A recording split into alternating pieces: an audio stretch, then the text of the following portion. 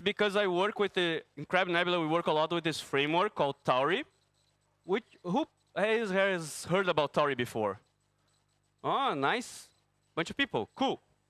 So Tauri is this web framework to building native technologies. It uses Rust as the backend, and it allows you to bring to the table whatever web framework you want to use, which means it's compatible to any web technology. That means whatever framework you have using, whatever web application you have, you can wrap in Tauri and you can ship a native app that can connect to the native systems. And that's what I do as a DevRel engineer. I create sample apps and I change and I see what is the best combination for them. So, okay, let's talk about rendering things on the web. So what's the goal of this talk? This talk is about convince you there's only one way to do things and then you're going to refactor your entire thing tomorrow, right? Because that's what we do, right? There's only one thing to do things on the web. Obviously not. If anybody in programming says something like that to you, they're lying to your face. We are talking here about putting different strategies and learning from each other, and we are comparing different approaches. Doesn't mean that any of them are right. What's right is the one that's right for you. And I hope by the end of this talk, you get your own opinion about it. I have mine, and I tend to share them a lot, but anyone can have theirs. So to get started, let's go back about 10, maybe 11 years in time, where React had a bunch of great ideas. Being the UI, using the UI as a function of the state. So with that, you have declarative UI, you have rendering props, interaction flow, UI components, those kind of things. With those ideas, React came to one realization, that ensuring this consistency would make the DOM slow. And then, well, next poll of this, and probably the last one, who here has heard this sentence? The VDOM exists because the DOM is slow. Yeah? So this sentence is not wrong, but it is an oversimplification of the truth. The VDOM is slow if you remove and you add stuff to the DOM. The DOM itself is not slow. What's slow is if you take elements out and you put them back in and you make the browser recalculate everything for you. That's the slow part. So what React decided to do is abstract the DOM, batch all these changes, and then reconcile. So with that came the idea of the rendering model behind React, which is the virtual DOM with reconciliation. So they create this syntactic tree. And what it means is if you have this props A and B and you change something on prop A, everything, as you would expect, everything that depends on prop A is going to re-render. But that's not where it stops, because the data, the component is connected to the data. So if any data changes in any component, the component changes, and everything under it. And yes, as React developers, how many React developers am I talking to, by the way? Okay, so you already know that, I imagine, and you've seen that a lot, multiple times. The part that's less obvious to me, and that I see it being less obvious on the apps I see in the wild, is when you have a very big component tree and a context provider. And then you change one prop in that context provider, and the entire app gets re-rendered. I almost said a bad word. The entire app gets re-rendered. So that's usually a foot gun, and that's usually where a developer unadvised realize, oh, why is this component re-rendering, right? This is where the mental model starts hitting us a little bit. So going forward, there is now this thing called React Forget, which is a compiler that the React team is working on, and what it's going to do is auto-memoization of your components. It's going to prevent components from rendering. So with the same tree we had before, it's going to create this little block of components. They're going to say, okay, these ones, the pink ones depends on A. The green one depends on nothing, so never re-render that thing. And then prop B is going to re-render only separate. So with that, you get a little bit more control and a little bit less renderings, which brings us to our first demo of the day. There's a little bit of lag. Oh, what happened here? Let's go back. Something got messed up. 1 second. Back over here, and nope. Yeah, I need them side by side. Awesome. So we have this thing built in React, has 2 counters, as you probably have seen a few times already. Can you all see that? That's great. Yeah, as you've probably seen a few times already, we have a counter, and this counter is rendering a button. This button has an on-click handler that sets the counter. And then in the app, I have the user. It's 2 different counts, and then I render both of the components. So what happens over here is when I render my app, each component gets rendered twice because we're in strict mode. Don't be alarmed if you're not a React developer. React renders your component twice. That's expected. That's how they work, whatever. The thing is, if I change a prop in counter 1, counter 2 also gets re-rendered. If I change a prop in counter 2, well, let's clean it up. Counter 1 gets re-rendered. And we're not changing the props there. So what's going to happen, and what you can do today, essentially, is memoize your entire JSX. So you can come over here and say, yeah, let's have a memoized counter. And this is going to use memo from React, and we're going to have this counter over here. And then instead of having the counter 2, we're going to have memoized counter for both of them. So now, if I re-render things, if I start my component again, it renders both of them, as you would expect. But now, if I change component 2, only component 2 changes. If I change component 1, only component 1 re-renders, right? That's what memoization is about. It's about, in this case, avoiding the renderings.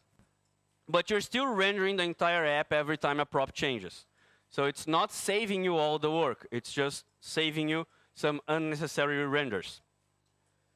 With that, we can go back to the point where I heard and I agree that memoization is actually for big and expensive computation.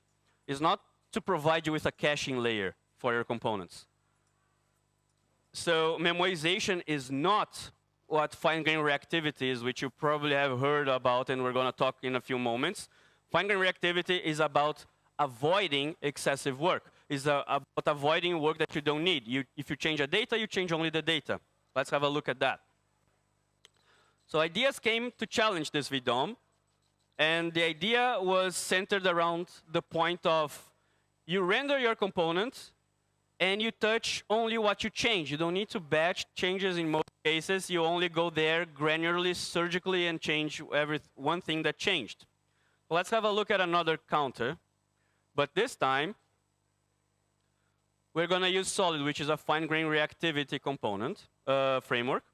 And if you look at a glance, it's not that different, actually.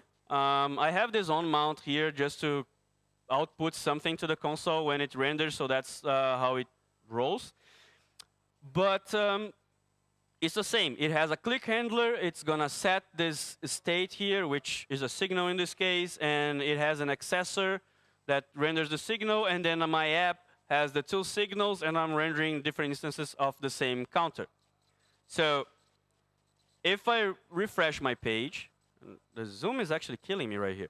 So if I refresh my page, I get each component rendered once, which is what you'd expect, right? I'm rendering the component. And then if I change something, nothing gets re-rendered. It's not that only the component that I change re-renders. No, nothing gets re-rendered.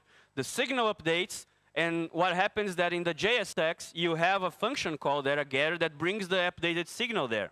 So let's see how that works. Back to my presentation. So let's see how that works. It works with the observer pattern.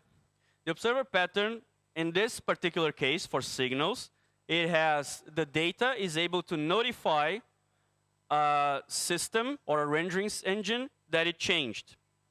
the component, or yeah, essentially the component is going to track these changes. So the system is tracking the changes, and the data says, oh, I changed.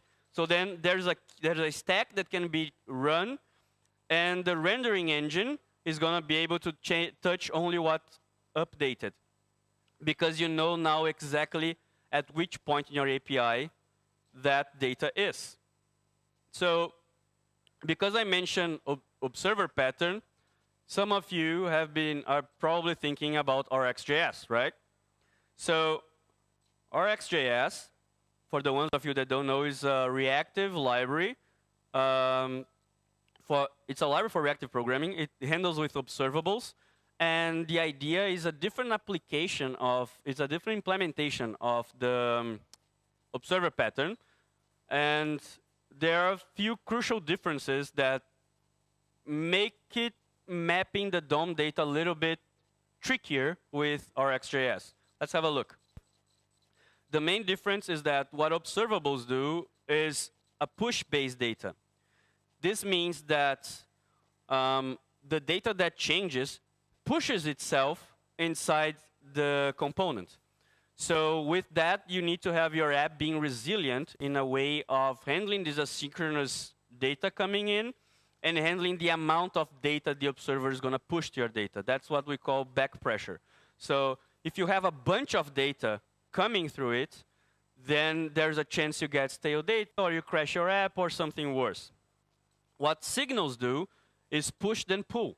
What's going to happen is that a producer of the data is going to notify the system that the change happened, and then it's up to the consumer of the data, in the case your component, to use a getter or an accessor to get this data back at a proper moment in time.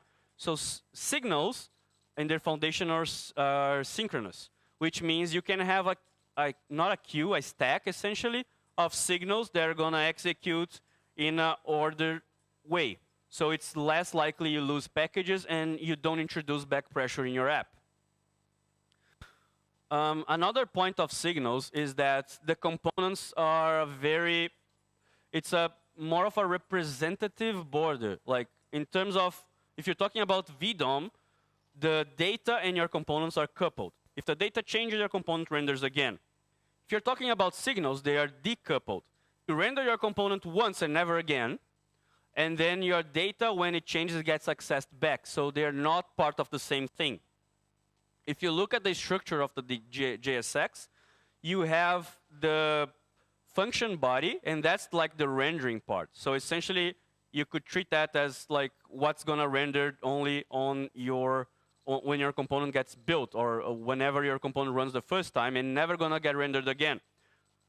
And so far, I've been singing the praises of signals, but there are trade-offs. And like I said that my goal for this talk was to get every one of you to be able to have your own opinion if you're going to use signals or if you're going to use VDOM or whatever. So let's talk about trade-offs. It's actually everything revolves around the same one, which is if you're dealing with fine-grained reactivity, you need to protect it, because fine-grained reactivity is less resilient. As it comes to every sort of very strict best practices, you need to defend. You cannot break it. And the point of the fine-grained reactivity, there are different degrees where you can use the fine-grained reactivity depending on the framework. We're going to talk a little bit about that later. But essentially, if you're doing a strict fine-grained reactivity pattern, you cannot follow. So you don't destructure your props. You don't store the values in a reference, for example. You don't put them in a variable. That's why you do not structure the props, because everything that happens in the body of the function doesn't get executed again. That means you put the accessor call on the JSX. That's why signals are essentially function calls. And frameworks like Solid.js, for example, brings a bunch of helpers for you to deal with that. The first thing that I hear from this is, oh, I'm used to my ternaries in Java, in JSX. I'm used to the structuring. I'm used to do like this if and else, or ul.map, or array.map, I mean. So can I do that?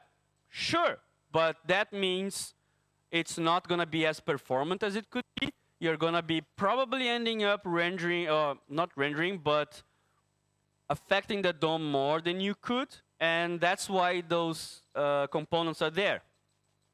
Frameworks, your application might still work without them, but it's best that you do. And if you look at them, you can actually look at the source code. Some of them are not that big. I think the show component, which is the main one you're going to use for control flow, is probably 8 lines in the source code.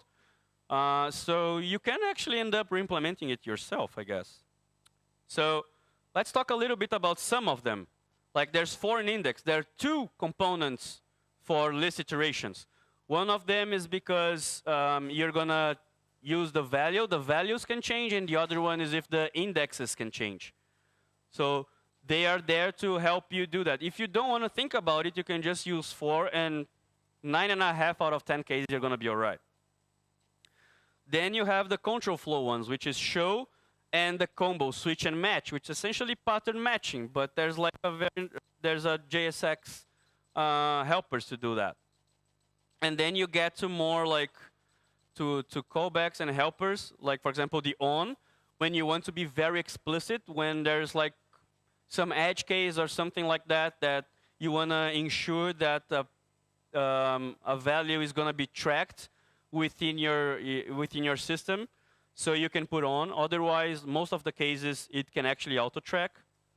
Create effect is for side effects. Do not confund that with use effect. Create effects not broken. Create store is one to deal with like more complex types. So what create store is essentially going to do is go to your complex types like object and array, go through each one of those and create signals for each one of those values. So then if you change a nested key inside your signal, it can actually update only what's necessary and instead of changing the whole signal. And then you have create resource to handle with async data requests. So what's the, and batch to batch the changes in the case you really need that. So what's the takeaway of that? There's no free lunch, except if you're in a conference. But there's no free lunch. You need to understand the tool that you're going to use. And if you understand the tool that you're going to use, you can create awesome UX with whichever tool you pick. And I promised I was going to mention each different framework. So how it all started, when Signals came around, this guy, Ryan Carniaro, brought Signals back from Knockout.js and said, look, guys, I love Signals. Can I talk to you about them? And everybody was like around the virtual DOM. Some were doing some other stuff with mutations, doing something a little bit more fine-grained. But fast forward a few years, what we got today is pretty much every framework using some sort of signals. And that's what we're going to see now. A little side note is that Vue and Svelte, I'm talking about Vue 3 and Svelte 5. So I think they're not stable yet. Runes are not available. Vue 3 is, most of the apps with Vue are Vue 2. But I'm talking about Vue 3 and 5, and Svelte 5. So talking about Vue. How do you do signals in Vue? You can use the shallow ref. So, yeah, oops, that was too fast. So you can use the shallow ref. So you establish the shallow ref, and you can access it with a value, and you can dot value. And what's going to happen is that the compiler is going to turn that property accessment into a function call. With Quick, you get this a little bit different syntax, but you got the use signal to define a signal.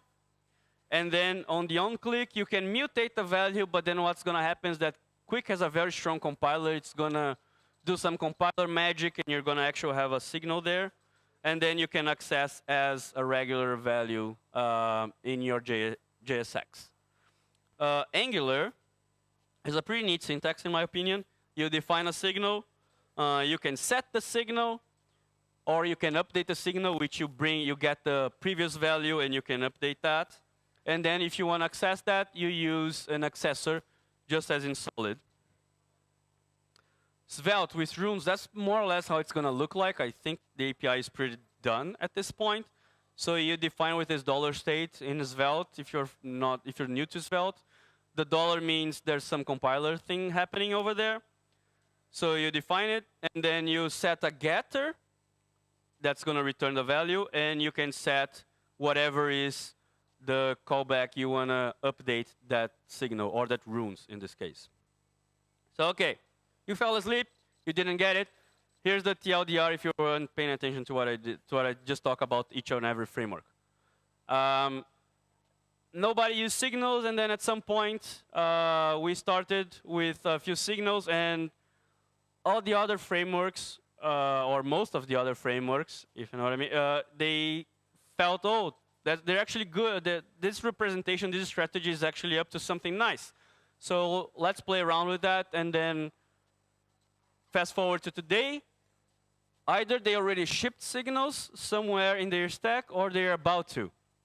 And I think that's more than, it says more than me coming to this stage and talking to you nice things about signals, is that all these framework builders, people that are actually thinking and talking to a lot of people building apps, think there is a nice way to that. So even if you're not doing signals today, if you're not playing with anything like that, I do recommend you have a look at least and make your own opinions.